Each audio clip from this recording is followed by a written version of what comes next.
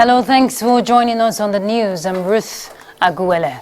My sign language interpreter is Shagun Ajayi. Let's bring you the headlines. United Nations challenges member countries to dedicate adequate resources towards eradicating hunger. United Nations Commissioner for Refugees expresses readiness to support concerned persons in Nigeria.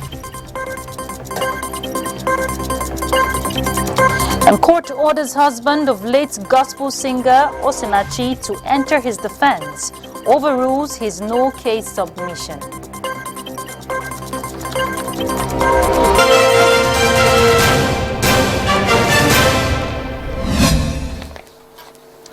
As a way of reinvigorating Nigeria's war on corruption, President Bola Tinubu has approved the appointment of a new management team for the Independent Corrupt Practices and Other Related Offences Commission, ICPC, pending Senate confirmation. Dr. Musa Adamu Aliyu will serve as the chairman, chief executive officer of the commission. Clifford Okudiri Oparaudu is the secretary to the commission. The new chairman of the ICPC is nominated for confirmation by the Nigerian Senate following the president's approval of the outgoing chairman's request to proceed on pre-end of tenure leave beginning on November 4th, 2023, ahead of the expiration of his tenure on February 3rd, 2024. The position of secretary to the commission does not require Senate confirmation, and therefore, by the directive of the president, the appointment of Clifford Okudiri as secretary of the commission takes immediate effect. Dr. Musa Adamu Aliyu has embarked upon many far-reaching reforms as the Attorney General of Jigawa State since September 2019 and holds a bachelor's, master's and doctorate degrees in law. The president implores the new management team of the ICPC to always be above board as they discharge their duties without fear or favor, concerning all matters before them. The federal government has launched a renewed Hope Conditional Cash Transfer Skill-Up program, which will see 15 million vulnerable Nigerians get 25,000 naira each for 3 consecutive months. President Bola Tinubu, represented by the Secretary to the Government of the Federation, George Akwame, flagged off the program to commemorate the International Day for the Eradication of Poverty. Let's hear from State House correspondent Musbahu Damwahab. On the day for commemoration of the International Day for the Eradication of Poverty, the world is calling attention to the grueling conditions of people trapped in extreme poverty. But here, in Nigeria, is a government already demonstrating understanding of the people's travails being compounded by the fuel subsidy removal.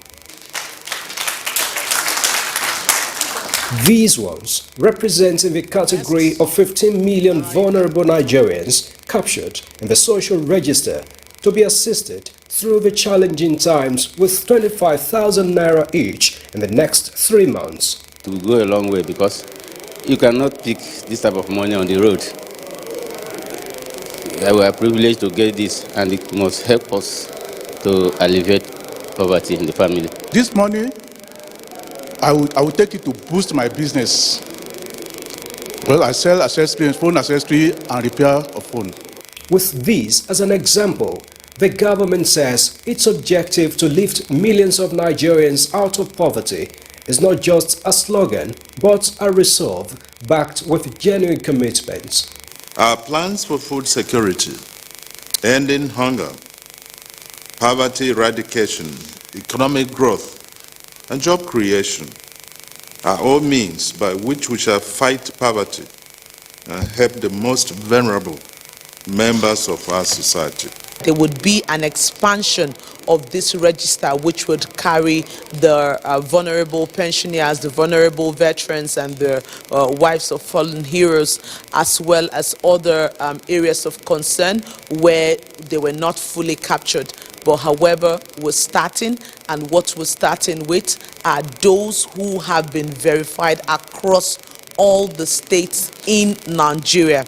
Apart from this, Nigerians have more to expect as the government says it is finalizing more solutions and interventions, including renewed hope programs for job creation, national homegrown school feeding, MSMEs, and the National Alternate School Program, among others. Of course, it's very important this cash transfers work only if they are robustly delivered and reach the people in need. So Nigerians can rest assured that this is an efficient and accountable way of providing relief to poor Nigerians. We're going to collaborate with the agency and the ministry to make sure the people that are meant to benefit from this program are the actual beneficiary of it. But while taking the lead, the government wants a sustained collaboration of Nigerians and the private sector to win the war against poverty in Nigeria. From the State House, Musbau and Wahab, NTA News.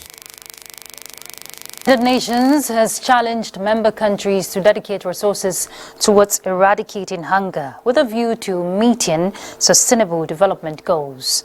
Consequently, Nigeria's Minister of Agriculture and Food Security says government is determined to reduce poverty among rural farming community. Musa Aliyu reports. Decent work and social protection, putting dignity in practice for all, is the theme for this year's World Poverty Eradication Day. The UN set aside 17th of October every year as Day for Poverty Eradication Awareness.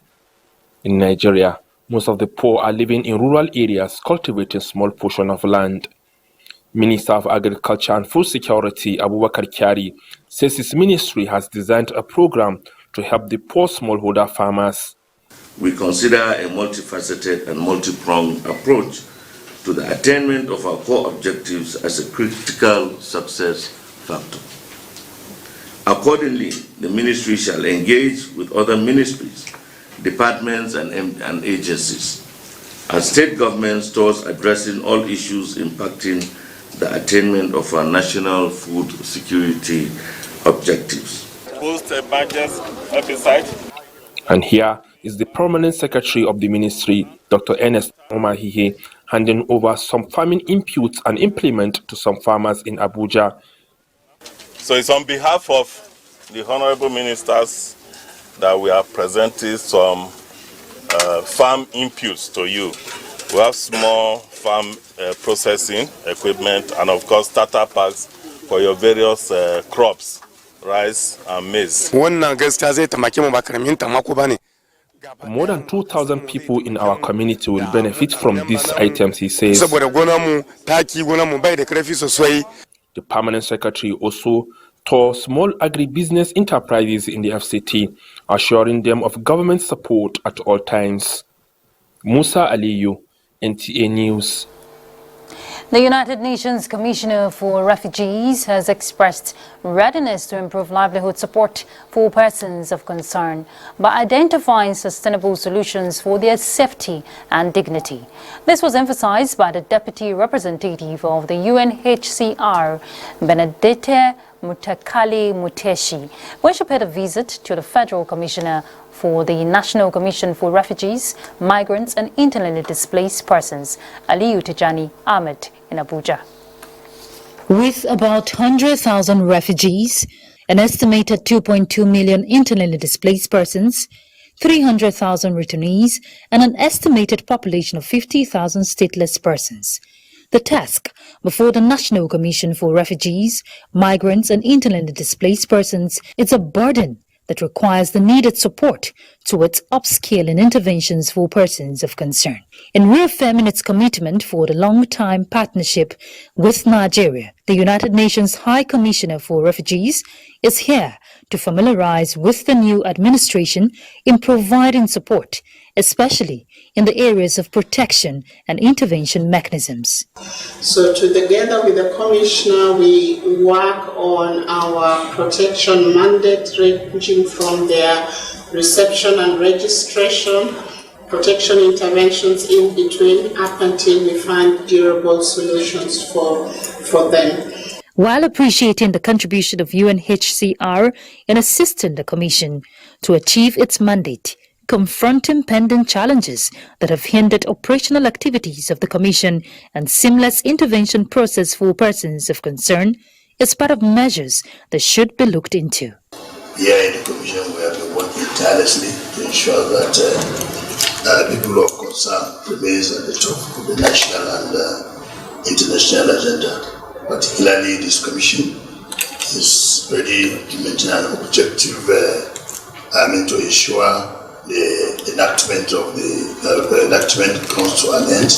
This has been achieved through well-coordinated interventions. Moving forward, both parties are optimistic in improving interventions for persons of concern through consistent efforts to yield positive results. Secretary General Antonio Guterres arrived in Beijing on Tuesday, that is today, to attend the Third Belt and Road Forum for International Cooperation scheduled for Tuesday and Wednesday in the Chinese capital. Kolo Mohammed will tell us more about it. Since his assumption of office in January 2017 as UN chief, Guterres has previously hailed the China proposed Belt and Road Initiative as a very important opportunity to the world and has attended the two past editions of the forum in Beijing. This year, the forum is the most important diplomatic event hosted by China so far and the most significant celebration for the 10th anniversary of the Belt and Road Initiative, BRI. Representatives of over 140 countries, 30 plus international organizations, including state leaders, heads of international organizations, ministerial officials, and representatives of the business sector, academia, and non-governmental organizations have indicated interest to be in attendance at the event. The first ever Belt and Road Forum was held in Beijing in 2017, and second edition took place in 2019. The Belt and Road Forum for International Cooperation is a reference to the Silk Road Economic Belt and 21st Century Maritime Silk Road initiated by China in 2013 to build trade and infrastructure networks connecting Asia and Europe, Africa, and beyond along the Asian Silk Road trade routes. Over the past decades, 150 countries and more than 30 international organizations have signed documents within the Belt and Road Initiative framework. Kolo Mohammed, NTA News. One of the policies of President Bola Tinubu is to rejig the administration, and one aspect to improve is the country's tax to GDP ratio. Available statistics has shown that the development is also to reduce Nigeria's external borrowing to attract foreign direct investment. President Tinubu signed 4 executive orders to that effect. And to speak more on tax administration in Nigeria, we have in the studio an expert, Professor Ezekiel Edem Williams. He's a chartered tax practitioner. Thank you very much for joining us, Prof.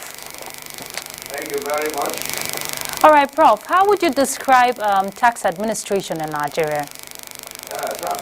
In Nigeria, is good enough as it is in other crime. Particularly in Nigeria, we have what we call the organs of taxation. We have the local government revenue committee established by the Peter Act of Section 85E. We also have the State Internal Revenue Service, with the operational arm as well as the board being the administrative arms. We also have the Internal Revenue Service. So all this, as well as the Joint Tax Board, all these organs of tax government are the ones that organizes and ensure and administers taxation in Nigeria.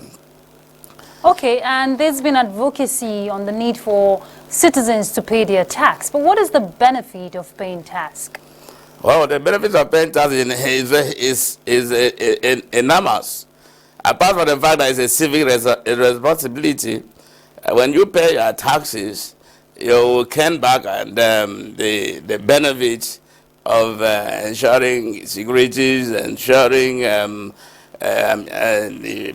amenities, utilities that is required, and the services that you need from government.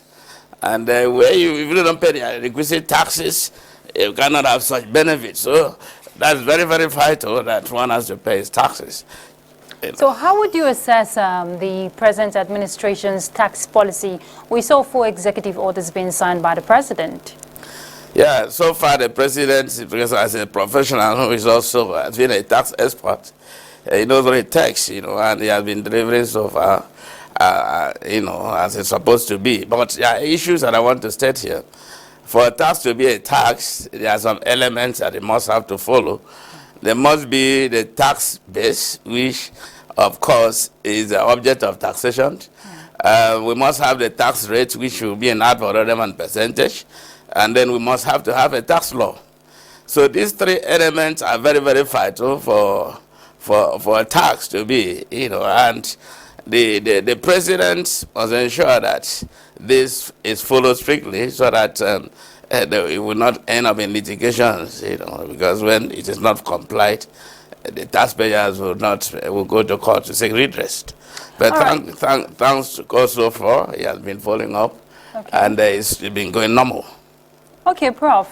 Yeah. Going by the way the present administration is going with the policies being administered in terms of tax, what would you say will be the future of tax administration in the country?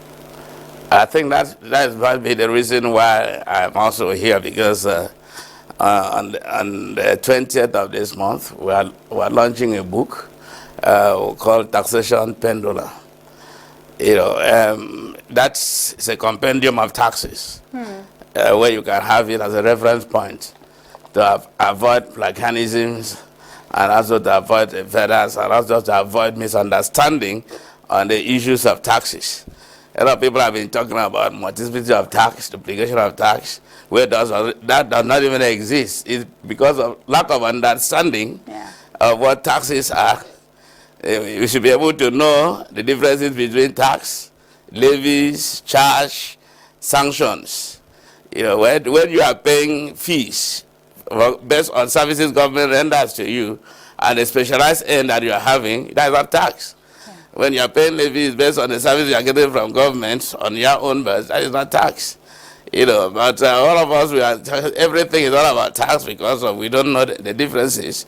And this book tends to, bring that to fore. All right. Yeah, thank you very much. Okay, Prof, we look forward to having that book in the public domain. I'm sure it will do a great deal. Thank you very much. He's a chartered tax practitioner, Professor Ezekiel Idem Williams. All right, let's go on a break. Please don't go anywhere.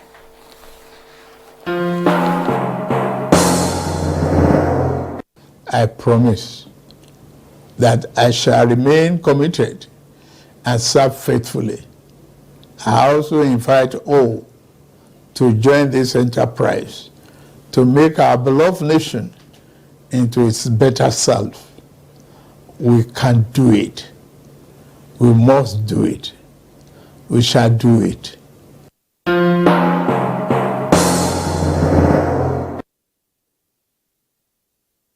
Welcome back.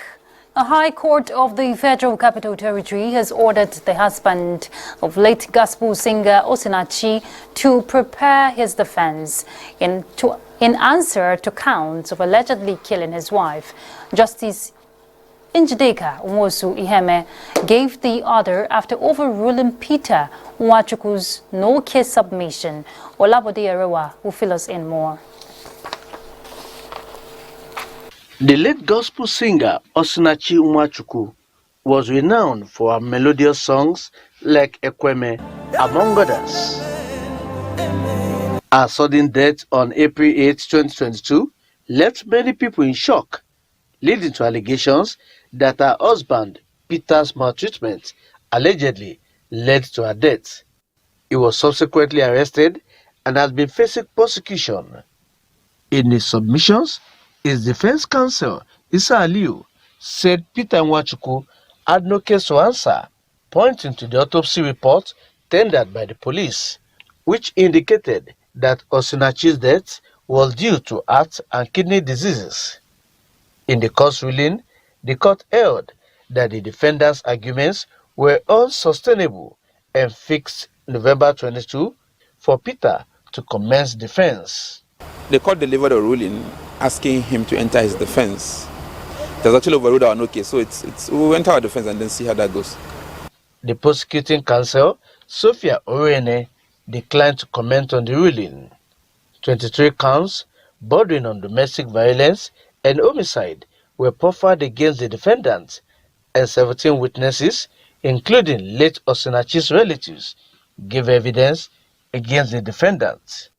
In Abuja, Olaboderawa, NTA News. The House of Representatives has passed a resolution urging the security agencies to secure the release of 30 female students of Federal University Gusau and 8 court members who were kidnapped by armed bandits and are still in captivity in Zamfara State. Now, this followed a motion by Representative Kabiru Amadu, who expressed worry that the prevalent activities of armed bandits in Zamfara and the Northwest geopolitical zone have led to tremendous reduction in school enrollment. Today is exactly 3 weeks and 2 days that these innocent girls are still in captivity with no good food, no good potable drinking water, and no shelter on their heads. If you are a father and you have a child in the hands of kidnappers, it's going to be a very serious, nightmare. It's like dying every day. This issue of kidnapping in our academic institutions is a deliberate attempt by those criminals and their supporters to make education very, very, very inaccessible in majorly the northern part of this country. Tyre Ikpen also reports that the House at Tuesday's plenary passed a bill for an act to establish a national center for the coordination and control of the proliferation of small arms and light weapons in Nigeria, as well as the bill for an act to repeal the Fire Service Act 2004 and enact the Federal Fire and Rescue Service Establishment Bill 2023. Nigeria is set to launch the human papillomavirus vaccine. That's going to happen on the 24th of this month. Executive Director of the National Primary Healthcare Development Agency, Dr. Faisal Shuaib, and his counterpart, Professor Mojisola Adeyeye, of the National Agency for Food and Drug Administration and Control, disclosed this at a joint press briefing in Abuja. Hamman Jabani reports that the vaccine is free but not compulsory for girls between ages 9 and 14.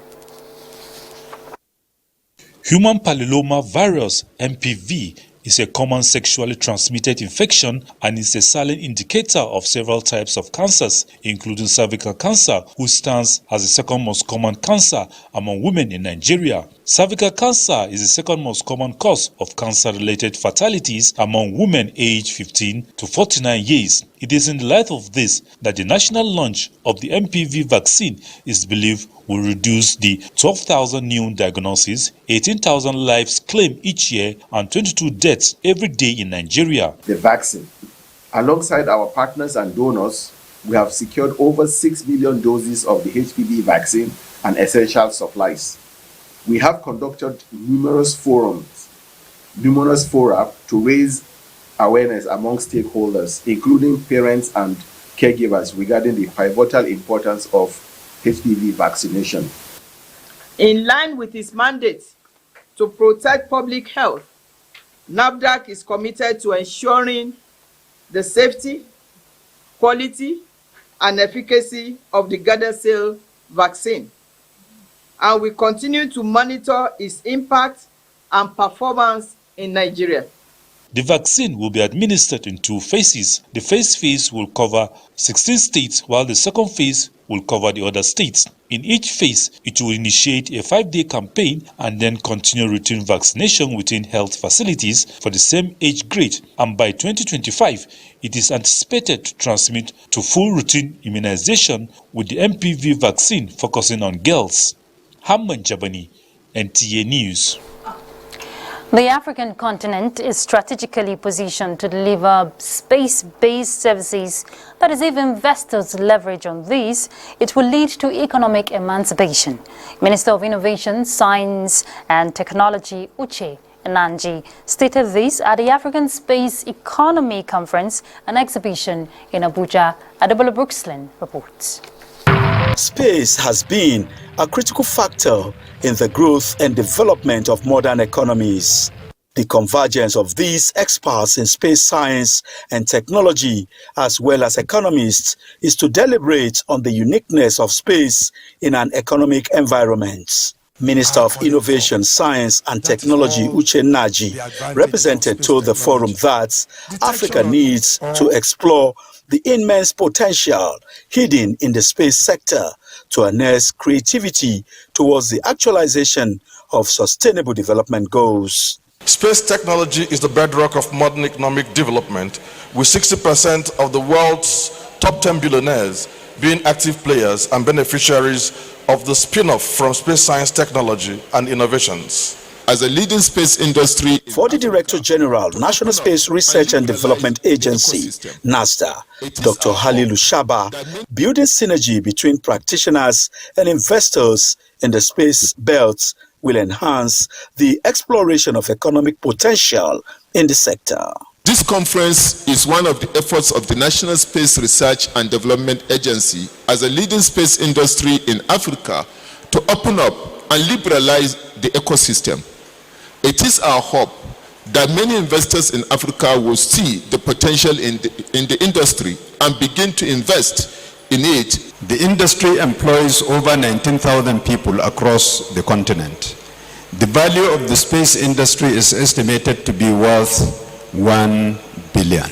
Job creation, reduction of captive flights, and improved technological innovations for youthful population is another area of deliberation. The cutting-edge technology for SDG, for good governance, for development, reside with the space technology. Exploring space economy for Africa's economic growth, a platform to expand African involvement and partnership in global space economic opportunities, is the focus of the meeting.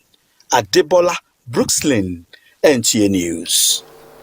President Bola Tinubu has congratulated Ooni of Ife and co-chairman of the National Council of Traditional Rulers of Nigeria, Oba Adeyeye Ogunwusi, on the occasion of his 49th birthday. The president expresses gratitude to the traditional ruler for his unflinching support to the administration and remarkable efforts in rallying royal fathers from across the nation. President Bola Tinubu has condoled with the former president of the Senate, Senator Ahmed Ibrahim Lawan, over the death of his mother. Senator Lawan's mother, Hajia Halima Ibrahim, who was 86, died at the weekend and was buried on Sunday in Gashua, Yobe State, in accordance with Islamic rites. The president asked the former Senate president to find strength in the knowledge that Mama lived to an advanced age and will continue to be cherished. That is the good name she left behind. Let's find out how Wednesday weather will look like.